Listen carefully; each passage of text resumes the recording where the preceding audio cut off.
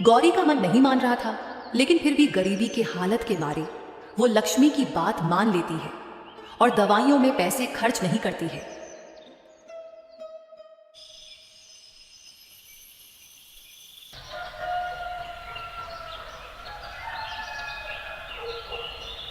लेकिन दिन बीतते ही शाम को लक्ष्मी की ठंड और बढ़ती गई। उसके होंठ नीले पड़ने लगे, चेहरा अगल बगल टेढ़ा सा हो गया। गौरी ने तुरंत उसकी माथे पर हाथ रखा, बुखार की गर्मी को ठंडा करने की कोशिश करते हुए। लक्ष्मी, बोलो कुछ। मेरी आंखों में देखो। क्या तुझे तेज बुखार है? बताओ, क्या तुझे दर्द हो रहा है? लक्ष्मी ने अपनी दीदी के छूने पर आंखें खोली और कहा, दीदी, सिर में आग सी जल रही है, लेकिन शरीर में ठंड और ज्यादा लगती है। मुझे बहुत ठंड लग रही है, मेरे दांत कटकट कर रहे हैं और शरीर बहुत दर्द कर रही है। गौरी की आंखों से आंसू छलक आए, पर उसने हिम्मत नहीं हारी। वे लोग कम उम्र के और ज्यादा पढ़ी लिखी नहीं थी, तो इसीलिए उनको बुखार को कम करने के लिए क्या क्या करना होता है वे नहीं जानते थे। ठीक है, मैं ठीक कर दूंगी। तू यहाँ बैठ, मैं पानी गर्म करके लाती हूँ, थोड़ा मालिश कर दूंगी और फिर मैं वैद्य जी को बुला लाऊंगी। गौरी ने लकड़ी जलाकर पानी गर्म करी और उसको गर्म पानी से मालिश दी, पर गर्म पानी से भी लक्ष्मी की ठंड कम नहीं हुई। उसका शरीर कांप रहा था और हर सांस कठिनाई से आ रही थी। गौरी ने लक्ष्मी का तापमान उसके माथे पर मापा। माथे पर पसीना और बुखार का संकेत साफ था। लक्ष्मी, तू मेरी बहन है और मैं तुझे किसी भी हालत में तकलीफ होने नहीं दूंगी, और मैं अभी वैद्य जी के घर जाके उनको ले आती हूँ। तू बस थोड़ा सब्र रखना, और अगर वैद्य जी घर में न भी मिले तो मैं किसी से मदद मांगकर भी दवा लाऊंगी। कोई भी कीमत चुकानी पड़े, मैं चुकाऊंगी। ये बोल के गौरी जल्दी जल्दी रात को ही बिना ठंड की परवाह किए वैद्य के घर उनको बुलाने जाती है। गौरी की किस्मत अच्छी थी कि वैद्य जी घर पर ही थे।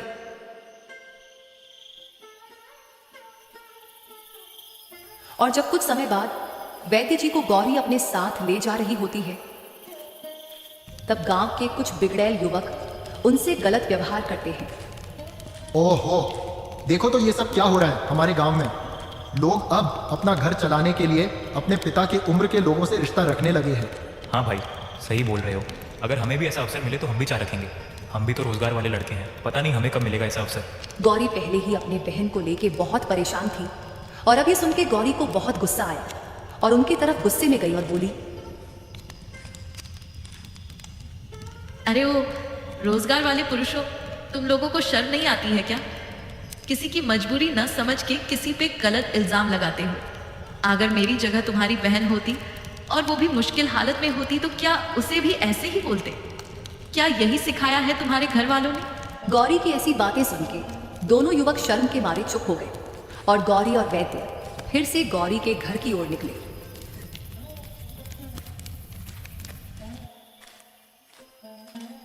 कुछ समय बाद जब वैद्य और गौरी घर पहुंचे, तब लक्ष्मी की हालत बुखार के चलते बहुत खराब हो गई थी। वैद्य जी ने तुरंत लक्ष्मी को देखा और उसे कुछ दवाई पिला दी और कुछ दवाई आगे के लिए दे दी।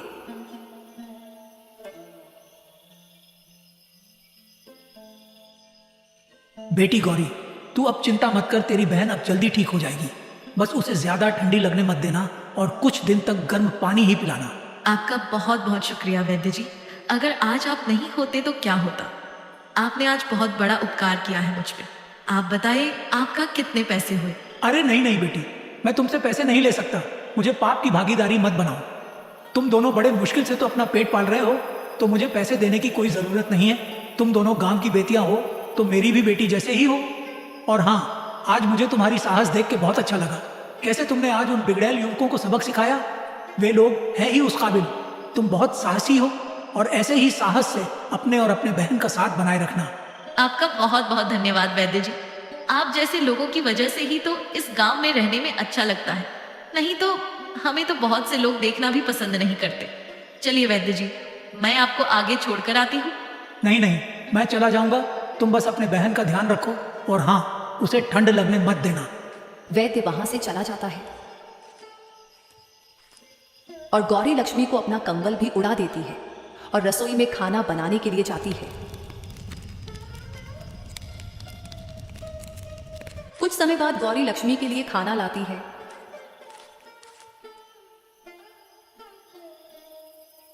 दीदी, तुमने मेरी जान बचाई। मैं डर गई थी, पता नहीं अचानक से क्यों इतना तबीयत खराब हो गई थी। मेरा तो जैसे शरीर टूटने को दौड़ रही थी। धत पगली, बुखार से भला किसी की जान जाती है क्या? तू बेकार में ही डरती है। अब तू ठीक हो जाएगी, बस थोड़ा शांत रह और खा पी ले। ठीक है दीदी, लेकिन ये बताओ कि दवाइयों में पैसे कितने गए और किराने की दुकान की उधारी चुकाने लायक पैसे बचे या नहीं दीदी? तू ये सब चिंता मत कर। वैद्य जी ने पैसे नहीं लिया और अब से मैंने सोचा है कि तू ठंड में ज्यादा काम नहीं करेगी। तुझे बहुत जल्दी सर्दी लग जाती है और तू ऐसे ही बीमार पड़ जाती है। तू ऐसे बीमार पड़ती है तो मेरा दिल कांप उठता है बहन। हमारे पास ज्यादा ठंड के कपड़े भी नहीं है, एक रजाई भी नहीं है जो कि हम उसे ओढ़ के काम कर सके। तो इसीलिए तू चूल्हे के सामने या कंबल डाले हुए रहेगी। नहीं दीदी, मैं ऐसे आराम से बैठ के तुम्हें दिन रात काम करने नहीं दूंगी। मेरी भी इस घर के प्रति कोई दायित्व है। भले ही मुझे सर्दी लगे, लेकिन मैं भी तुम्हारी साथ दूंगी। अच्छा अच्छा, ठीक है बहन, तुझसे भला कोई जीत सकता है। लेकिन ध्यान रखना, तुझे ज्यादा ठंड लगना पाए, नहीं तो तेरी हालत कभी भी बिगड़ जाती है।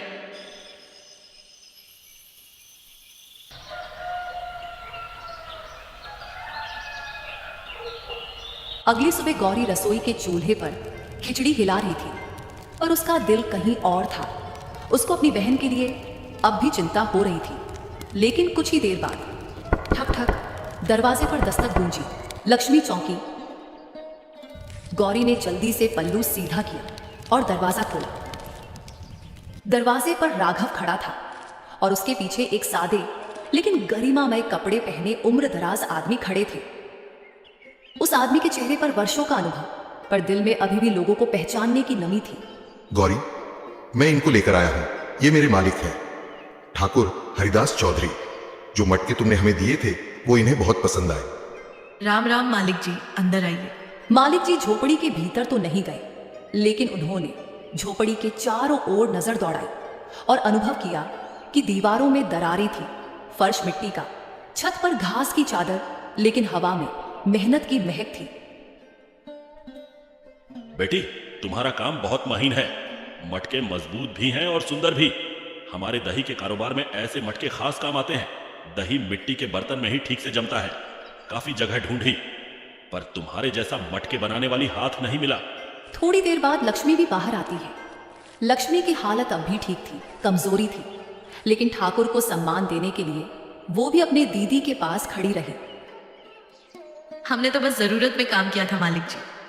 हमारे पास बहुत साधन नहीं, बस दिल और मेहनत है। अगर आपको इतना पसंद आया है तो आपका बहुत बहुत धन्यवाद। बस यही तो असली पूंजी होती है बेटी, बाकी सीख सीख कर मिल जाता है। तुम दोनों बहुत मेहनती हो और काबिल और संस्कारी भी, इसीलिए मैं आज यहाँ आया हूँ। मालिक, मैं कुछ समझी नहीं, आप क्या कहना चाहते हो? मैं साफ साफ बोलता हूँ, अगर तुम राजी हो तो अभी से हम हर महीने 300 मटके तुम बहनों से खरीदेंगे। कीमत हम देंगे और तुम लोग तय करोगे।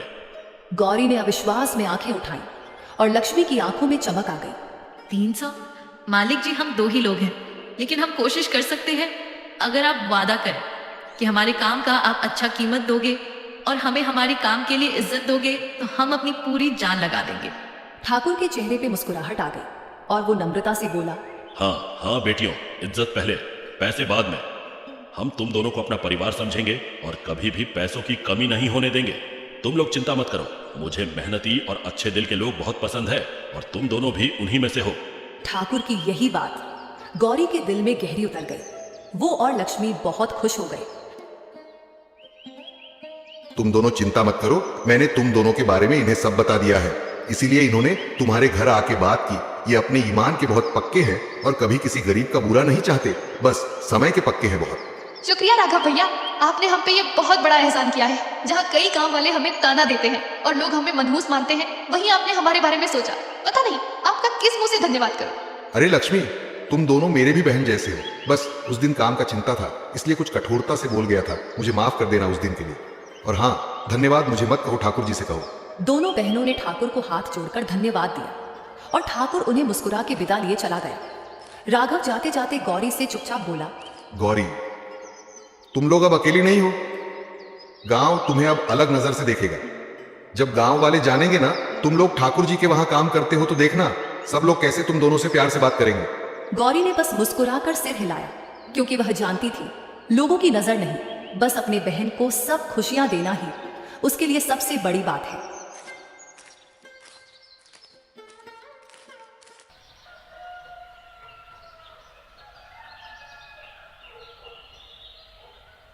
कुछ दिनों बाद झोपड़ी के बाहर अब नई चाक, नए मिट्टी के ढेर, लक्ष्मी और गौरी के लिए ऊन का रजाइयां, चूल्हे पर अब सिर्फ रोटी नहीं, कई तरह के गर्मा गर्म खाने की सीजें पक रही थी।